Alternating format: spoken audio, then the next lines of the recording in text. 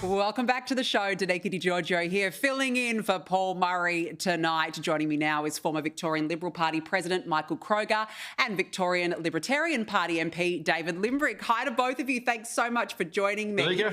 Good to see you. Now, look, Victoria, of course, never voted for a treaty, yet State Labor today introduced their treaty proposal to the Victorian Parliament.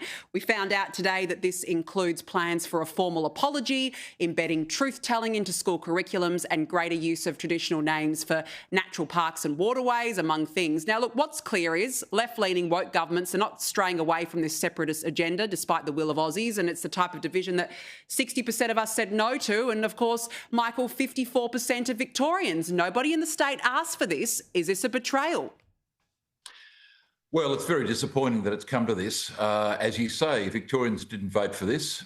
If you put these details into a referendum in Victoria, it would be defeated.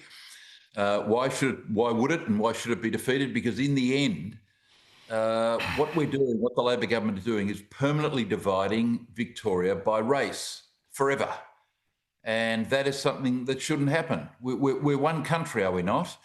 And as John Howard famously said years ago, a country cannot have a treaty with itself. I mean, we're one country. So what the Labor government doing here is basically saying there are two Australias. You have the Aboriginal Australians and you have the others. And that is not a way forward. At a time when we need social cohesion, what we don't need is a permanent division in this state by race, and that's exactly what Labor are doing, Danica. No, I agree. And I mean, we all said overwhelmingly no, we don't want to be divided by the colour of our skin.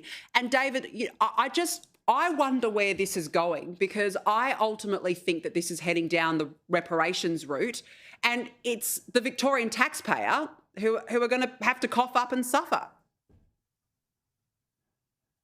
Well, potentially that's right. I mean, one of the things that I think is really appalling about all of this, we went through that entire process with the Yoorrook Justice Commission. They spent $60 million on that process, and then the final report that came out wasn't even supported by a majority of the commissioners, and yet we're going to use this as a basis to have this truth-telling, basically set the curriculums in schools and other things.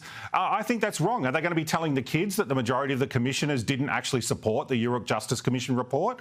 I mean, this is just wrong what's going on here. And I agree, like it's dividing Victorians right at the time when we do not need this. Social cohesion is a real problem in Victoria at the moment, and dividing people by race is not the way to do it.